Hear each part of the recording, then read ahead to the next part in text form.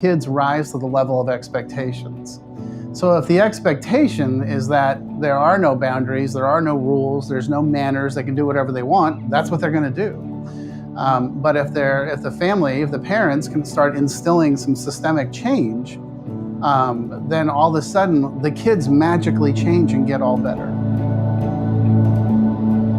Welcome to the Sandstone Care Podcast, where we help teens, young adults, and their families overcome the challenges that come with substance use, addiction, and mental health conditions. Welcome to the Sandstone Care Podcast. If you have got kids, teens, or young adults, and the boundaries are just not really there, or maybe you tried to set some boundaries and it didn't work out for you, then you are in for an awesome podcast. Today, we have Kevin Peterson. And Kevin Peterson began his journey with recovery in 1991, and he's been sober ever since. He's a licensed marriage and family therapist who opened his own private practice, Peterson Family Counseling, in 2014, and specializes in working with families and individuals struggling with addictions, codependency, and parenting. Kevin is the author of Chronic Hope, Parenting the Addicted Child, and that came out in October 2019, and Chronic Hope, Families and Addiction, that just dropped January of 2021. Kevin, thank you so much for being on the podcast. Oh, thanks for having me on. It's an honor. And this is just what I love talking about this stuff, and I love you guys. So I'm excited. To solidify just how much we love Kevin Peterson and his book, we actually have it all throughout the Sandstone Care website.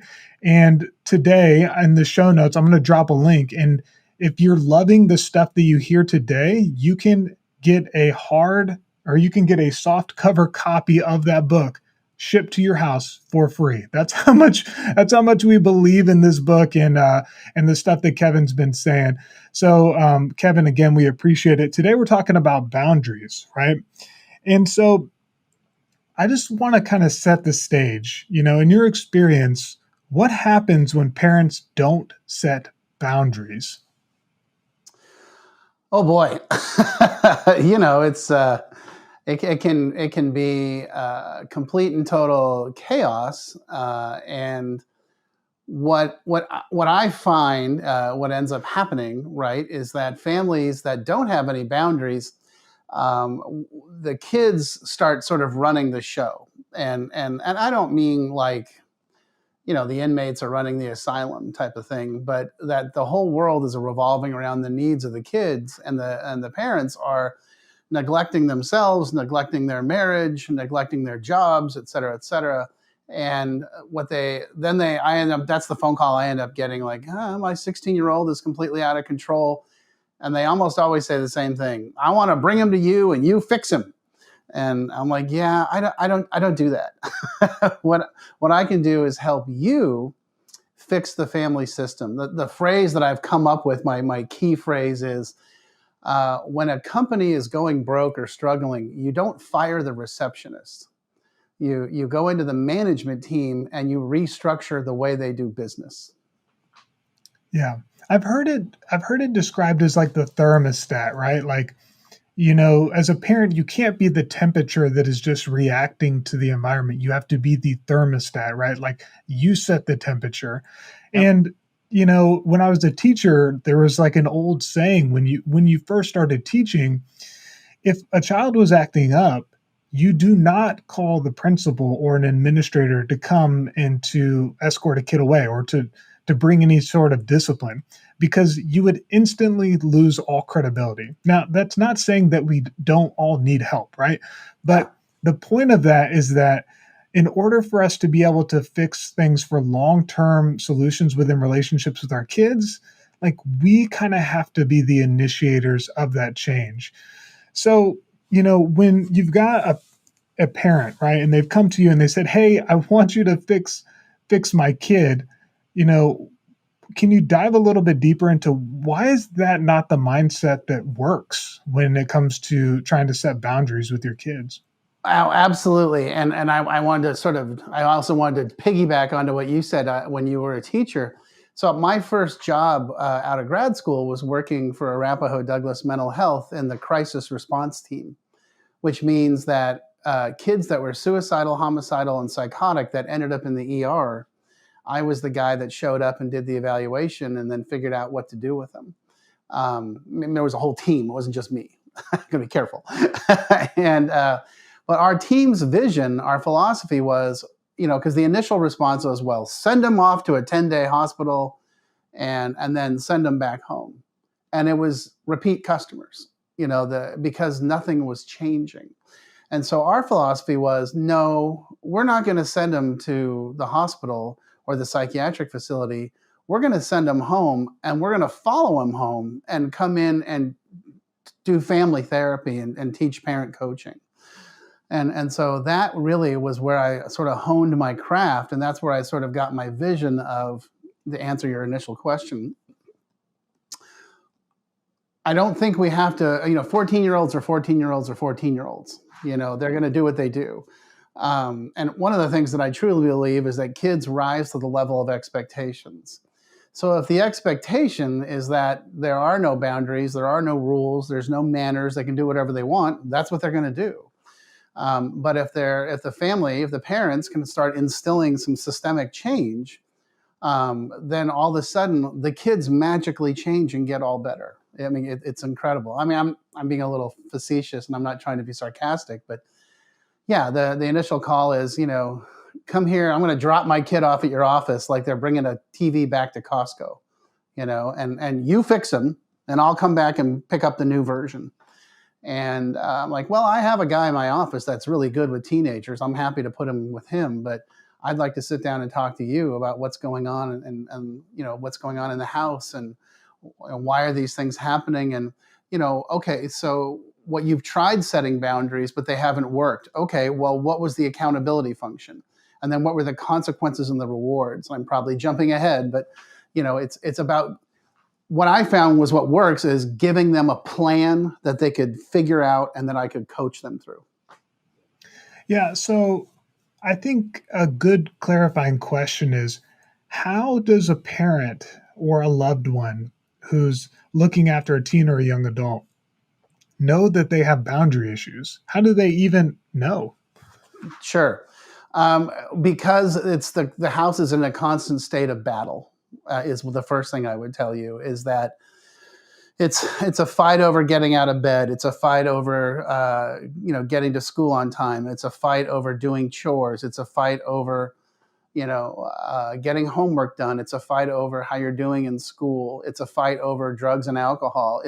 And then the sort of the other significant piece is it's a fight over family behavior. Are there manners and helpfulness and kindness and I break it into three categories: drugs and alcohol, school or work, and then behavior within the family. And if generally they come to me with those three issues. They're getting high and drinking, they're not going to school, or they're doing really poorly in school, and at home they're just a disaster. And it's like, okay, well then let's set up some structure in all three areas. Right. So, and would you say if there's only issues in one of those domains, then it wouldn't be necessary to like reach out for help? Or is it usually bleeding into each other? Yeah, no, that's a great question, because I actually I have had families that are like, look, I got to be honest with you. We drug test him and he doesn't have anything, and I'm like, well, that's okay. How's school? Oh, school's terrible. And there's three elements to school, right? There's attendance, there's turning in homework, and then there's actually, your grade that you're getting. And the thing I always say is, we're not going to penalize somebody for having a hard time at school. Maybe they struggle, maybe they have a learning thing, maybe, whatever. Let's get them the appropriate help. That's your job as a parent, is to get your kid the appropriate help and support them in the process. And then, maybe they don't, maybe they're rude at home, maybe they're physically abusive or verbally abusive, or they, don't say please, thank you, or excuse me. And, then we sort of just instill that back into the parent and say, okay, so sure, you can reach out for help for those areas. I get that all the time. I will tell you about 90% of the time there is a drug and alcohol function, you know, or a mental health function, you know. Mm. So let's include that into the game. Yeah. So I think when we're talking about boundaries, I think it's also a good idea to have like an understanding of what is healthy boundaries, right? So when we think about healthy parent child boundaries, we understand what it looks like when it's not going well. What does it look like when it is going well? Oh, well, here's here's what the people probably think the answer is. The kid is perfect.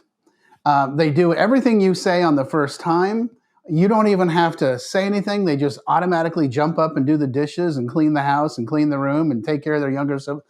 No, no. They're, kids are kids, and they're always going to be a certain amount of not so much conflict, but part of the function of being that age, is testing the limits, testing the boundaries, and that's how they learn, right? Is figuring out, oh, okay, well, what happens when I do this? Oh, that didn't go well, so it's about having a system in the house that allows everyone to know where the rules are, and that they're going to be applied consistently. Because it turns out that even though kids are constantly testing the boundaries, they're testing them to make sure they're there, because when they know they're there, it makes them feel safe. They know that mom and dad are going to react consistently. They know that there's going to be food on the table. They know that the family is going to do this. They're going to behave this way. That there's going to be this kind of systemic behavior patterns. There's going to be this kind of structure. There's going to, we're going to spend this much time together. A lot of times I get families that are divorced or split up, and, one parent is like, well, I apply all the rules, and at the other house, it's just party time. And I'm like, yeah, and watch what happens over time. I know initially they're like, oh, I'm going to the party house because it's fun. You know what? That doesn't last very long. They end up coming back to the house that has a system and structure and boundaries and consistency, because it makes them feel safe. They know that they're going to go to bed at a certain time. They know that there's going to be food. They know that the clothes are going to be clean, that the house is going to be clean, that when they need help and emotional support, they're going to get it. That is actually what kids are drawn to. Let's be clear. I don't think any 14-year-old in the morning wakes up and says, oh my gosh, I feel so lucky. My parents are consistent, and there's good boundaries, and I feel safe. And they just know that they like being there, Yeah, so we can't go around expecting, hey, like, aren't you going to thank me for the boundaries that I've been setting? Don't you feel so safe? No kid is going to say that, right? Like, and No, parents, even though they might be intentionally working hard at trying to create an environment that's like that, that's not something that's going to be the case, right? right. Especially if it's not something like when you're growing up and you're living your one life, you don't necessarily understand how it is at other places. I mean, unless, like you said, there's kind of a divided household in which there's two different, ways of parenting that are being seen. So, okay, we have a good understanding of what life looks like when we don't have good boundaries. We understand that when there are good boundaries, it's not going to be perfect, but there is going to be an ebb and flow. It's not going to be a constant battle, right? So, when we're talking about trying to figure out how to get boundaries, like how do you set boundaries with teens or young adults? What does this process actually look like? Okay, so and the three areas that I think families need to focus on with boundaries are drugs and alcohol. And my perspective is no drugs, no alcohol. I break it into three areas and three categories. The boundary is no drugs, no alcohol. The system of accountability is drug testing and breathalyzing, all of which are available on Amazon, and you can just do it. You can do it every day. You can do it consistently. You can do whatever you want. Um, And then structure is the third piece of that boundary, and that is if you pass the tests, the world is yours. If you don't pass the tests, then there's going to be some consequences. And depending on what we're looking at, and if you're testing positive for heroin, cocaine, methamphetamine, we're going to call Sandstone immediately. That's not going to be we're going to work this one out type of thing. Marijuana and alcohol, I'm not in love with the idea, but I'm willing to bet we can probably we can try and set the boundary on that for a while and see what happens. Although I am in favor when it comes to drug testing of actually taking them to a facility, because the facility is going to give you a numerical readout, not just a positive negative, which is critical, right? It tells me how often you're using, how much you're using, and what you're using. And so that's really important. So that's drugs and alcohol. The second area for boundaries is school or work. And if they're in school, their job is to go to school, to do the work, and to do well in school. And I don't mean everybody's got to be a straight A student, but I do think that since that's your primary job as a kid, we want you to do as well as you can do. And so the boundary is go attend, turn in your work, get good grades. And, as long as you're getting all those things accomplished, the accountability is nowadays, all the schools have online function, where you can look at it. And I'm not saying you should monitor it every day. I don't think you should. I think you should monitor it Friday afternoon, open up the portal and see where we are. And it's just black and white. You either did it or you didn't. And I know all the arguments and all the excuses. Oh, the teacher didn't update the work. Oh, well, you know whose problem that is? That's your problem. On Friday, if I were you, I'd be going up to my teacher saying, hey, my parents are going to check the portal today. And if you don't turn in all my stuff or let them know, I'm not going to have any freedom this weekend, and I'm going to lose my phone and access to the car and my social life. Got it? So, you put it back on them and give them the responsibility. And so that's the consequences, right? There's really simple and straightforward consequences. You take away the phone and all electronics. And then the next thing the parents always say is, but I need them to have a phone. No problem. Give them a flip phone. No smartphone, no internet access. Here's the old-fashioned flip phone. Knock yourself out. They won't even take it out of their pocket, and then no car, no social life. But here's the important thing in that situation. We're also not going to get mad. We're not going to use guilt and shame. We're not going to belittle anybody. It's not going to be punitive. It's like, oh, well, you made a choice not to do your work. Therefore, you're choosing not to have any free time or have internet access. I'm going to respect your choices. I'm not going to come down on you like the Grinch that stole Christmas. I'm just going to respect your choices. And, the same thing with the last one, which is behavior at home. Simple, straightforward. So I always tell them, just pick 5 things. Speak nicely to everybody, no physical violence, no breaking stuff. Do your chores on time, and please, thank you, or follow a curfew, and please, thank you, and excuse me. And I always say Friday evening or Saturday morning, have a little group meeting and review those 3 categories and see how they go. And they either did it or they didn't. And if they didn't, it's like, okay, well, cool. We'll revisit this next week. But in the interim, here's what's going to happen. The idea of, grounding people for life or, it just doesn't work. It has to be connected to the actions in the situation. Does that make sense? It makes a lot of sense. And at the same time, I have so many clarifying questions that I want to know. Sorry, I was going on there. No, I love it. So first off, let's talk about, I want to kind of talk, you mentioned grounding, right? So are you saying that we shouldn't be grounding our kids when they're not meeting the boundaries that we're setting up? Well, what I'm saying is you have to make the consequences enforceable and realistic, right? So, when we say, when I was a kid, when you got grounded, what that meant was you couldn't leave the house, and I think in this day and age, I don't know many families where both people don't work, or it's like, oh, okay, so who's going to be the sheriff and monitor this person? You know, or they may have a job, or they may be involved in extracurricular stuff or sports or whatever. So I just tell them, so if you, so let's say so they're not doing well at school or they're skipping classes. Okay, cool, no problem. Here's the consequences. Um, I'm going to take away your phone. I'm going to give you a flip phone, and I'm going to take away your access to the car, and I'm not going to be driving you anywhere.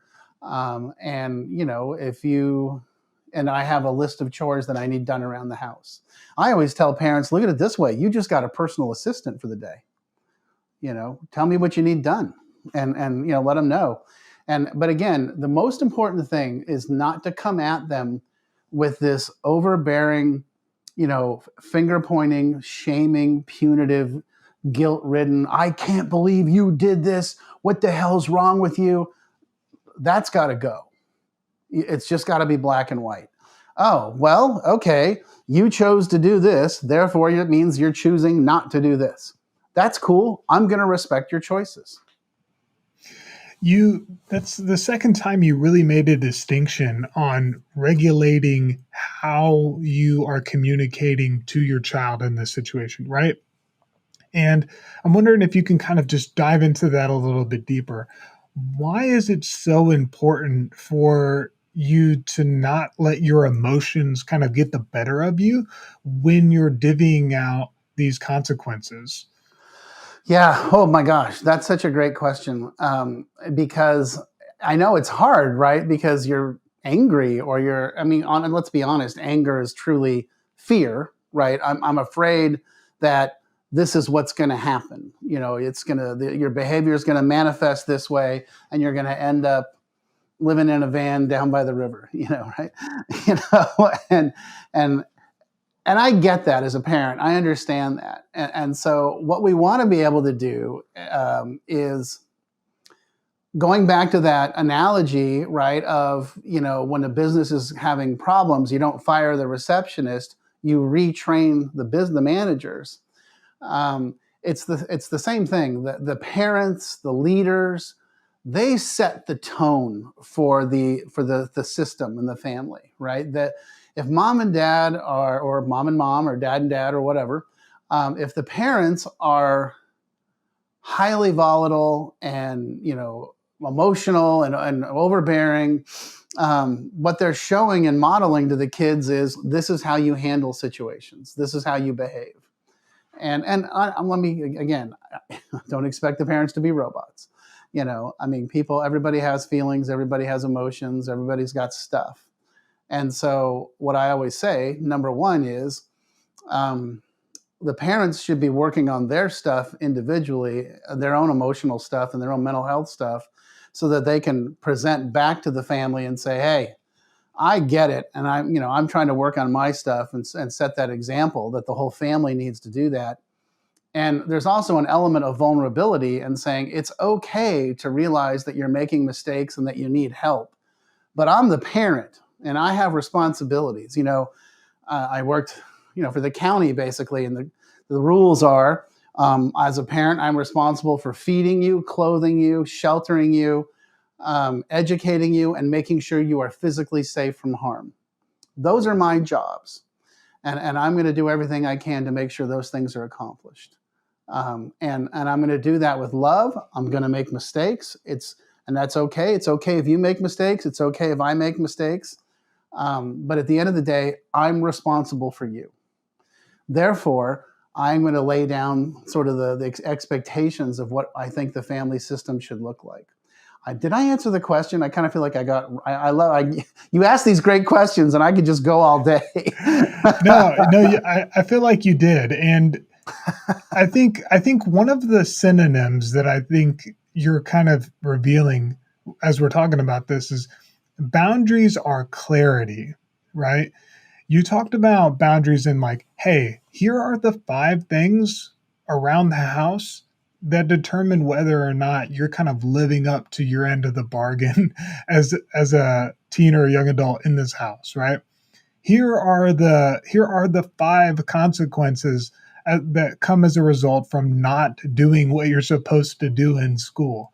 And when you're able to say those things ahead of time, when you're able to clearly communicate them, then you don't have to be so reactionary. And I feel like a lot of what we do as parents and really in relationships is so reactionary because there was never any clarity there to begin with, right? So can you speak a little bit more as to why clarity is so important when it comes to boundaries?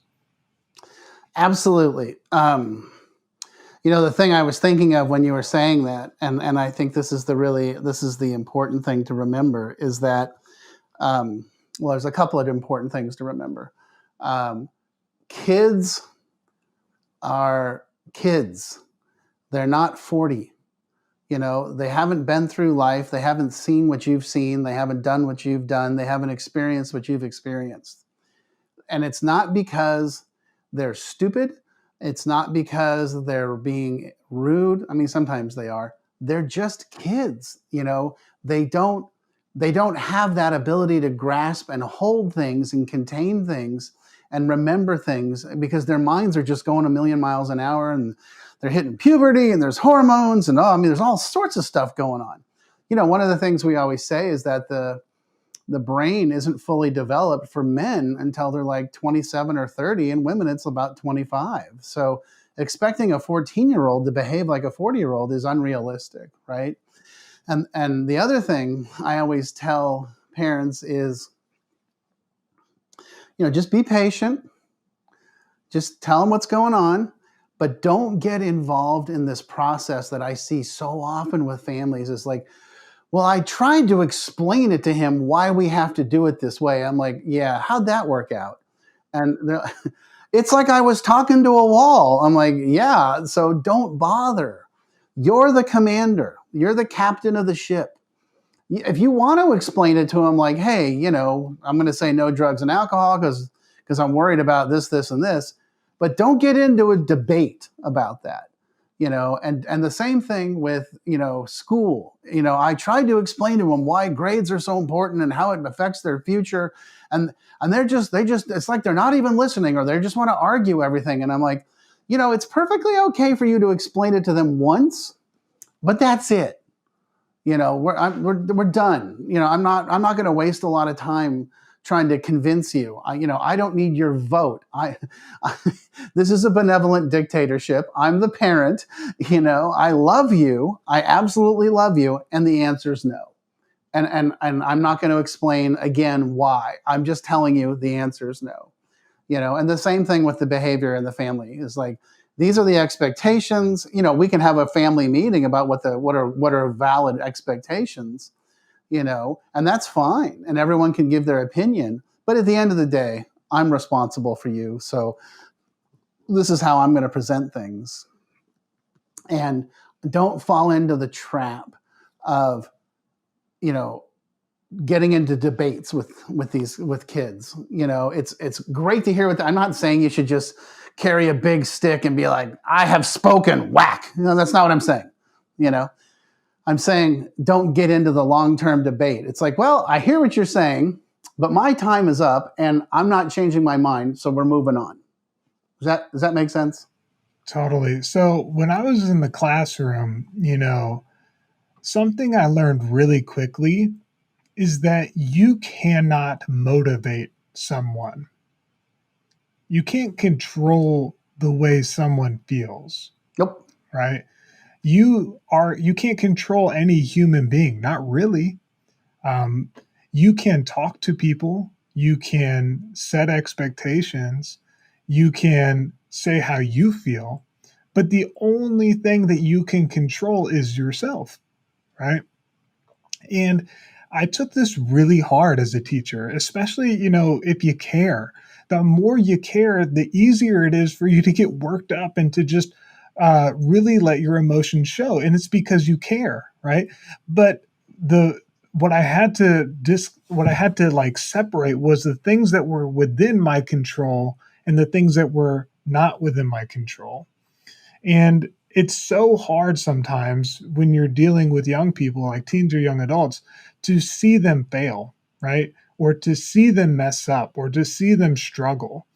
And so I'm wondering if you can kind of speak to that. I know that I read your book, and it wasn't like a straight and narrow path for you, right? Like there was a lot of struggle within that. And there was a point in which your parents were pretty much like, hey, like we're not going to enable you throughout this process. So can you speak to parents on, how do I help, like, how do I not cave, or how do I not enable them further in their journey when I see them struggling and failing? Yes. Oh my gosh, that is one of the things that we tend to talk about. And I'll tell you, I'm glad you brought up my personal experiences because um, what happened my freshman year of high school, man, I was off the deep end. I was partying and not going to school and just being a knucklehead. And I got caught because 14-year-olds are just geniuses at that sort of thing. You know, the school called my house and they were like, "So, were you guys on vacation last week?" And they're like, "No, why?" Because Kevin didn't go to school at all. We just thought you were in Hawaii or something.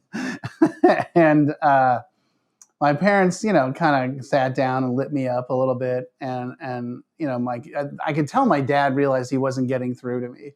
And he finally looked at me and he's like, "Look, I need you to understand something. If you don't do well in school at this point in your life, it's going to really severely limit your choices." And this was the part that really caught me. He goes, "And you're going to end up going to junior college and living at home." And I was like, "What?" So I suddenly, decided to be a good student. But I had to meet my own consequences. And I had to face my own consequences to get my motivation. And this is the thing I tell parents with their kids, because I get this all the time. I can see what they're doing and I know what's going to happen. And I'm like, right. But every time you step in and prevent them from feeling their consequences, you're enabling their behavior. The most important thing that can happen to them is that they face their consequences and start to feel that pain a little bit, because that will motivate their change of behavior. Nothing motivates behavior, or like you were talking about, more than having done it wrong and realizing what happens when you do it wrong. There's the old analogy, right? A young man goes up to the wise old man and says, "Wise old man, how did you become so successful?" And the wise old man thinks about it and he says, "Well, I make really good decisions." And the young man says, "Well, how do you know how to make good decisions?" And the old man says, "You make a lot of bad decisions." And you have to learn from that. You have to have that opportunity to learn from that. And then of course immediately the family was like, but they could go to prison, or they could they could overdose and kill themselves. I'm like, okay, well, that's why we instill the other process, so that we're putting speed bumps in drugs and alcohol, school, and behavior at home, so that we aren't going from 0 to 100 overnight. We're catching the fact that they're consistently using drugs. Oh, okay, that's a problem. And if we can't get that rectified, we have to go to a higher level of care. Same thing with school, same thing with behavior at home. We're not just acting like I have no idea what happened. We know it's coming. But allowing them to feel the pain of their consequences, or to feel the struggle of their actions, that's what motivates them changing their behavior, not you telling them to do it differently. Yeah, I was only formally in therapy for a really short period of time in my life. Um, you know, our listeners know that I grew up kind of in what people would say is like a broken home. Like both of my parents are addicts. I was adopted by two different families throughout middle school and high school. Huh. When you were talking about skipping school, I immediately thought of, the second family that I lived with throughout high school. Obviously, I was making a lot of bad decisions. And so when they had to go out of town for a funeral, they had me stay with another family, right? And so, of course, it was my idea to go back to the house and to throw a party at the house that I knew was empty. And the neighbors saw this thing, and they told the family, and the family comes back from a funeral and they're like, "Are you like really like what else can you do? Like, we're trying to give you grace, we're trying to like help you out here, and when we go out of town for a funeral, you throw this house party, right?" Yeah. And I say all this to say that, I spent a lot of my life thinking about why I did the things that I did.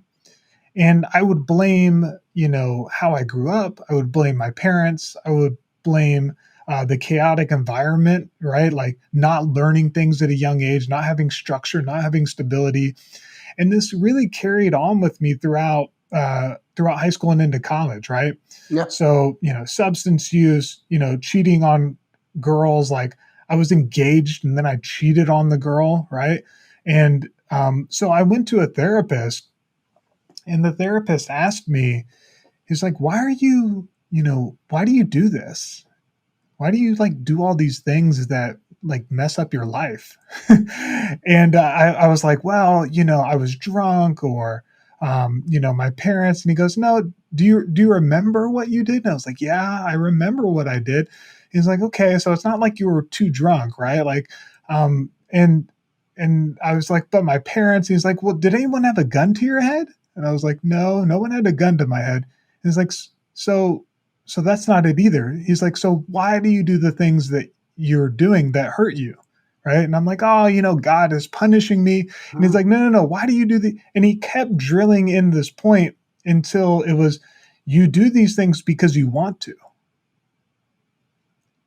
And for me, I know that sounds like a really simple thing, mhm. but bad things are happening because I'm wanting to do these bad consequences are happening because I'm wanting to do these bad things.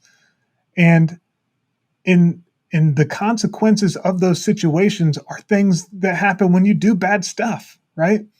And if you don't take the time to feel those things, then you're not going to have the opportunity to learn from them, which is a really hard lesson. And I think that, I probably learned it way later in life. And it would have been better if I would have learned it, earlier. But that was my own case, right? Like I had to go through that experience. Yeah. Well, I mean, it sounds like we have a lot in common. And but no, man, I mean, it's the same thing, right? I honestly, every therapist I ever had would be like, "Hey, I think we need to talk about your drinking," and I'm like, "Well, this is going to be our last session," because I know what the deal is. I'm not. I mean, I mean, again, 30 years sober and in recovery. Uh, Alcoholics and addicts know they have a problem. That's not the issue. They're just not willing to give up the lifestyle for whatever reason. And that's a whole nother podcast. But the way here's the example. What happened to me, as you read in my book, is when I was 26. I was in a 4-hour car ride with my dad, and the first 5 minutes went like this: Kevin, you're my only son, and I love you, and I don't believe a word out of your mouth. You're a liar, a cheat, and a thief, and a drug addict and an alcoholic, and you're out of the family. And until that stuff changes, we're going to hold that boundary. And I'd heard this before, and I was like, oh, yeah, sure, tough guy. And they stuck to their guns, and they got my attention. And I want to be clear, every single person I know that has long-term recovery has exactly the same story. When the people around me held their ground and held their boundaries and said, we're no longer part of this circus. You are welcome to continue, but you're going to do it without us. That's when they started paying attention and started listening. And I think it's the same thing when you're parenting a child. Someone under 18 is holding them accountable for their actions with love and compassion, and saying, if I'm as when you're under 18, obviously the parents have a little bit more authority. You can say, well, I noticed you're not changing your behavior, so we're going to get you help. It's not an option, you're getting help.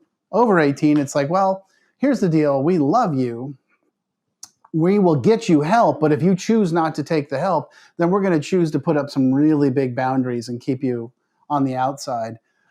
We love you. We're not saying, it's not that old tough love, throw them out and good luck. It's no, we love you, but until you choose to get sober, you're choosing not to be part of the family. Yeah, so I want to dive into that distinction because I think that some of our listeners have a teen, who's Sorry. Yeah. struggling with mental health and substance use. But then some of our listeners, it's a young adult. They're still living at the house, right? And the Mm-hmm. boundaries haven't been set, and they might feel like, man, it's too late. There's no way I can kind of make this thing now. So let's start with, we kind of touched on what it's like for a teen, but if you have a young adult who's living in your home, or even if they're not living in your home, and they're struggling with substance abuse, how do you set those boundaries? How do you show them that kind of love by having those clear boundaries? It's by sitting them down and saying, "Hey, we're gonna do what I call Plan A." And Plan A is, here are the boundaries: drugs and alcohol. If you're living in our house, or even if you're not living in our house, if you want our support, we got to know that you're clean. Like, no drugs, no alcohol.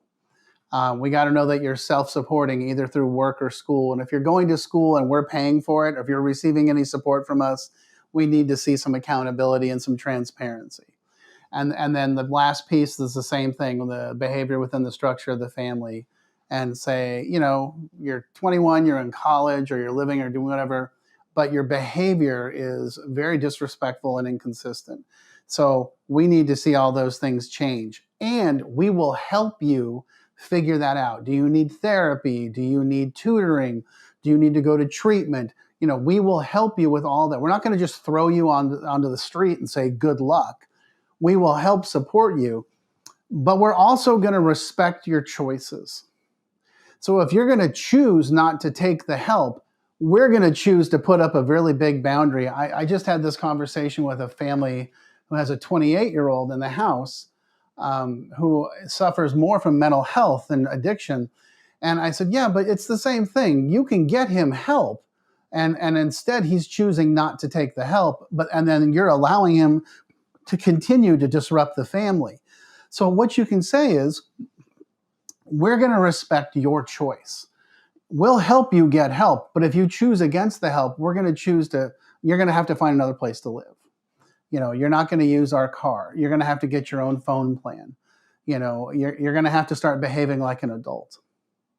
So that's when somebody's 18 or over or whatever.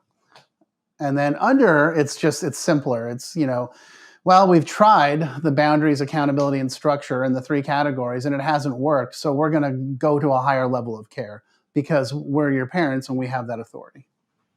Mm. Yeah. And you opened up kind of a new dimension when I'm thinking about this.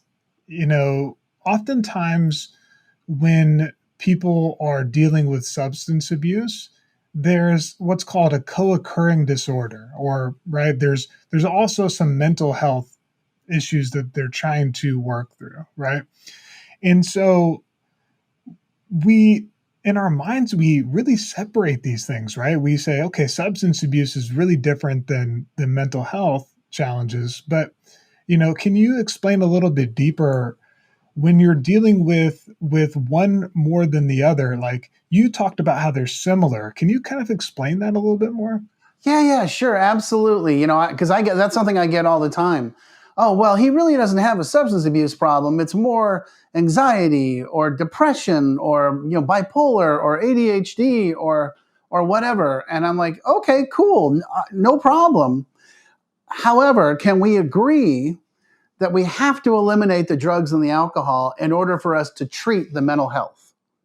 And we can do them at the same time. Don't get me wrong, but you can't treat somebody's mental health diagnosis while they're drinking and getting high. They don't go together. It's like it's like I go to the gym every day and I work out and I run. I mean, I eat at McDonald's 5 times a day. and I drink as much, full sugared sodas as I can get my hands on, and I just can't seem to lose weight or get healthier. It's like, well, okay, sure. I think it's great that you're going to the gym on the regular basis, but you got to take a look at the big picture, not just the one element. So, you know, when somebody has struggles with substance abuse and mental health, and I don't know if we have time to talk about trauma, but boy, there's another topic for another podcast. But you know, there's a lot of chicken and the egg argument over mental health and substance abuse, and I don't even go there. I'm not interested. What I know is I see people that have mental health issues or trauma or whatever that either turn to drugs and alcohol and then can't turn out. We call those people alcoholics and addicts by virtue of the fact that they can't disengage. That's not the entire population. It's a percentage of the population. Generally, about 10 to 15% of the population can't control or disengage from drugs and alcohol, regardless of their mental health or trauma situation. So, those folks need help with the substance abuse and the trauma and the mental health issues. There are plenty of people that have mental health and trauma issues that don't turn to substance abuse. But they also need help as well. And there's plenty of great facilities that'll do straight trauma and mental health issues as well. Did I answer the question? Yeah, yeah. So, if I'm thinking about somebody who's maybe they're not struggling with substance use at all, right? Like maybe that's not the issue for them, but they definitely have patterns of thinking that are harming them, that are making them make bad decisions, right? Um, and so would the protocol for that be any different than it would be with, someone who's an addict? Because the drug testing element is not there. What's the mechanism used to be able to measure whether or not they're kind of living up to their boundaries if you're not drug testing them? That's a great question. And what I say is that when you have a situation where someone's struggling with more mental health issues and maybe some trauma issues, we want to get them help from therapy and psychiatry potentially, and whatever that looks like, whether it's individual therapy, group therapy, inpatient treatment, psychiatric help.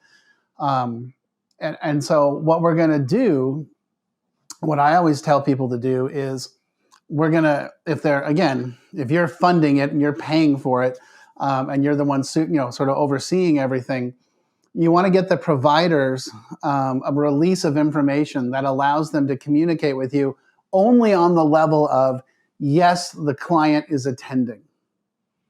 Nothing else. That's the accountability. Okay. I don't want the families to know what the person is talking to the therapist about or the psychiatrist about. That's none of their business, and I'm big on that. I think, there has to be that division. But we have to know that they're actually going and participating, because that's how we can measure whether or not there's change in the behavior and having success, or they need more support. Okay, got it. So if I'm hearing you correctly, one of the ways to hold someone who's struggling with substance abuse accountable is through drug testing, right? And it's just a way that you can kind of measure and validate. It's objective, right? It's not something that's based on circumstance, like, oh, I think you were partying last night.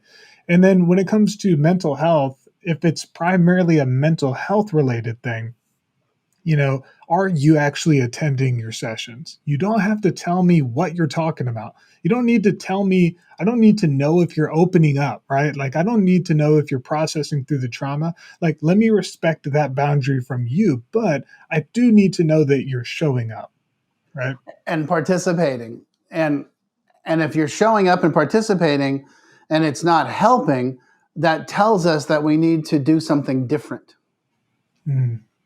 So it's about love, right? Yeah, It's like, absolutely. This is about coming at it from a perspective of love and empathy, and I will provide you all the support you need, but you have to engage in it. And if you don't, then we got to talk about that. Then we got to talk about why aren't you, you're not getting any better, but you're also not participating in the support process. So what's going on and why? Let's have that conversation, as opposed to what the hell is wrong with you? Why are you doing this? I spend all this money. Why aren't you not following? I don't know about you, but I heard it all, and then eventually my parents just got to the point where they're like, you know what? We love you, but we can't do this anymore. Mm. And if you want help, we will move mountains for you, but until you pick up the ball and start handling it, we're out. Yeah. I want to call out the elephant in the room, so to speak, when it comes to drug testing. Yeah. There's probably some loved ones listening to this or watching this, right? And they're thinking drug testing is an invasion of privacy, and it's something that's going to break trust, and there's no way that this can be a healthy way for me to interact with my child, right? Yeah. So what do you tell parents who are considering whether or not drug testing is the right thing as a mechanism for accountability with their teen or young adult? Well, I understand. And when people come to me, they're actually kind of past that point. They're like, hey, something's wrong. And so I would here, let me sort of, if I can, sort of maybe rephrase, how do you know whether it's experimentation or true substance abuse, right? And where are we at? And because if somebody's experimenting, do you got to come down on them with weekly drug testing?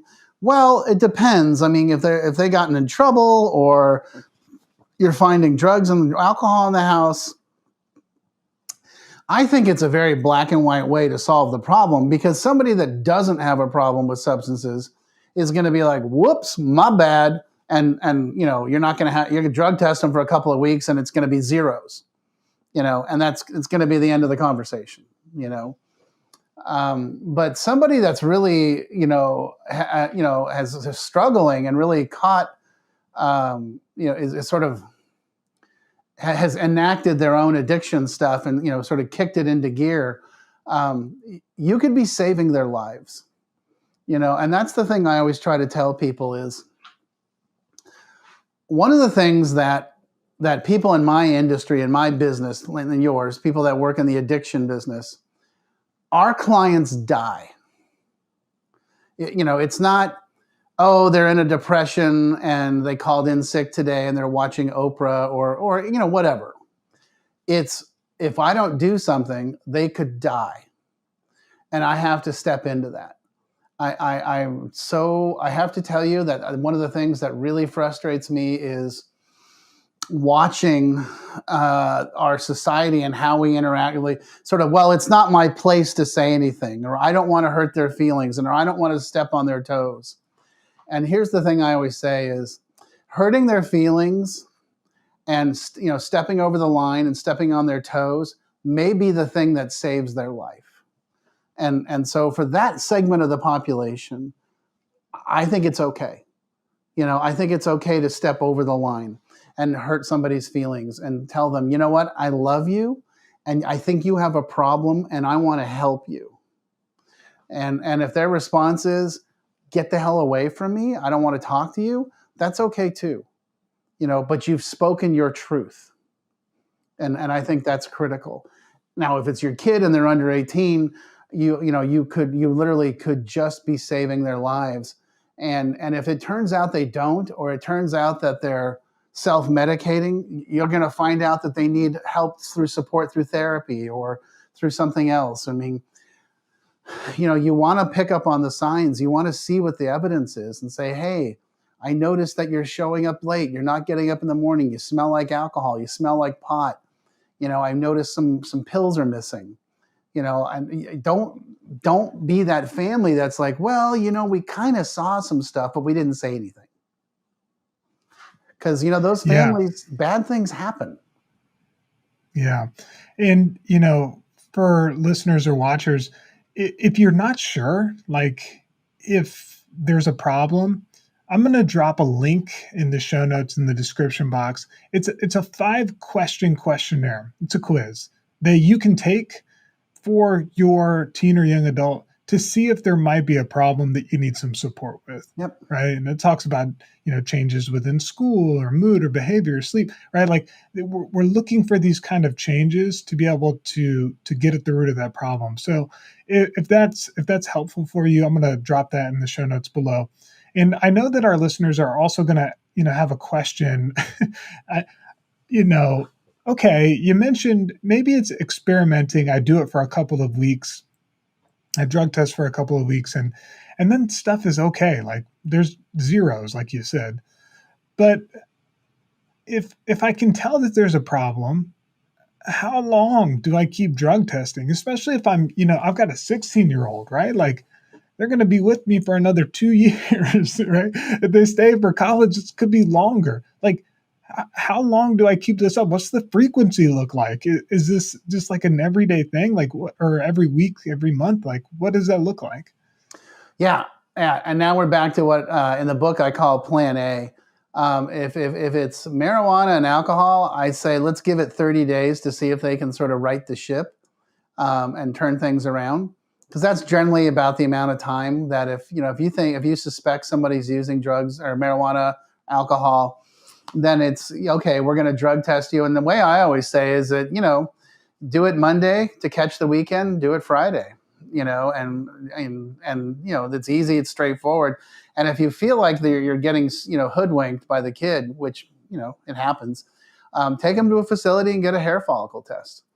It's you can't cheat the hair follicle test. And I would say try it for 4 weeks and see what happens.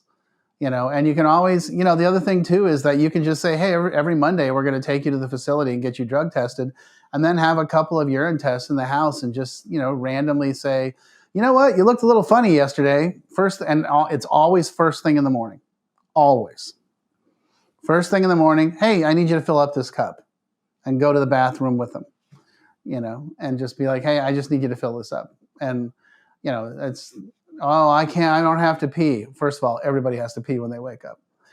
Second of all, oh, okay, cool. Well, we'll just wait. Here, would you like some water? We'll just hang out and wait, and they'll fill it up. And, and again, if it tests positive, don't get mad. It's information. What they're telling you is, I know there's consequences. I know that but I can't stop. Okay, that tells me that you need help. So we're going to get you help. It's just information.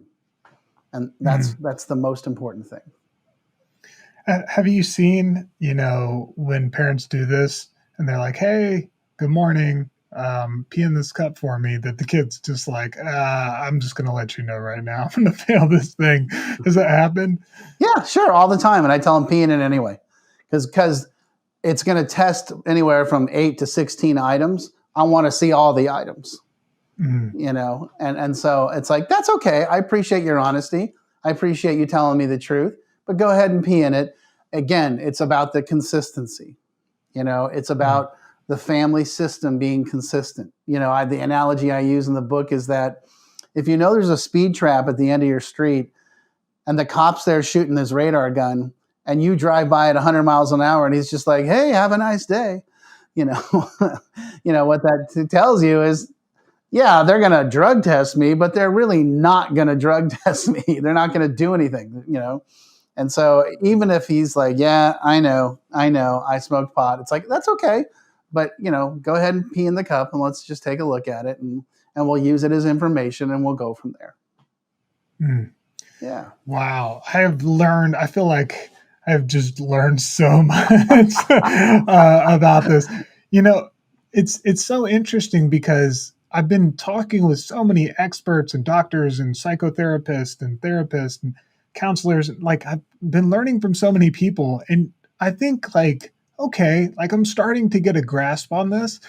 And then, I have a conversation like this and I realize, oh my God, there's so much that I didn't know. And there's so many other ways that we can work and like get support. Like there's similarities, there's themes, but I had never thought about using drug tests within the home, like, and even the practical measures of how that works, and how, what's the difference if somebody's primarily mental health compared to addiction or substance use.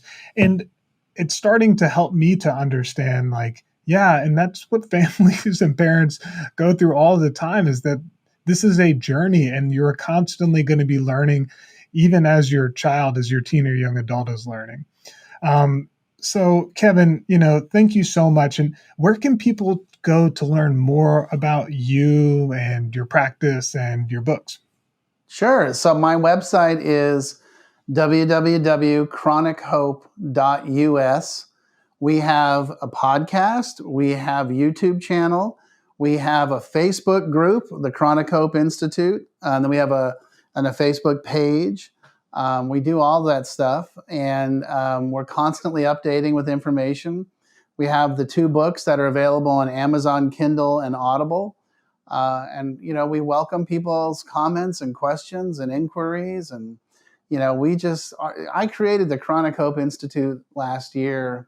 It has 2 goals. One is to educate families that are struggling with addiction and codependency, and then the other goal is to educate professionals about addiction and codependency, and sort of clean up the misinformation and the misunderstanding about things. And I was born and raised in a house of addiction. My mom was a prescription drug addict. I grew up in Palo Alto, California. I grew up in a big, beautiful home, and I had a lot of the accoutrements of being well off. And on the outside, everything was beautiful. On the inside, it was a mess, And then around 13, I started drinking and using, and I was like, whoo-hoo, where has this been? And became, I believe genetically I'm predisposed. So I was an alcoholic and an addict. I got sober at 27. And then I went back and got a master's in marriage and family therapy, and graduated in 2011 from Regis. So I feel like I'm uniquely qualified to talk about what it's like to be the family member, what it's like to be the addict, what it's like to be sober, and what it's like to be the mental health professional. So I love people asking questions, and I hope we can do this again, because I got lots more. There is no doubt in my mind we'll have you back on the show. And also just remember, guys and ladies and human beings out there, that we're going to put a link in the show notes that you can fill out a quick form. You're just going to put your address and your name. We'll ship you the book, like the physical copy of the book. We love his book so much, we just buy them and we give them to people because it's helpful. And it's just a great guide. It's like almost like a checklist. It's got really great bullet points at the end of the chapters that you can just for clear takeaways, right? Things that you can put into action this week with your family, right? So make sure that you do that. Again, Kevin, thank you so much for being on the podcast. And listeners, remember, change is possible, and we'll see you on the next episode. If you want to learn more about treatment options for you, your teen, or young adult, then tell us about your situation on a confidential call using the number in the show notes, or live chat with us at sandstonecare.com. We'll connect you with the treatment that you need, and if we're not the right fit, we'll get you where you need to go. Be well, and remember that change is possible.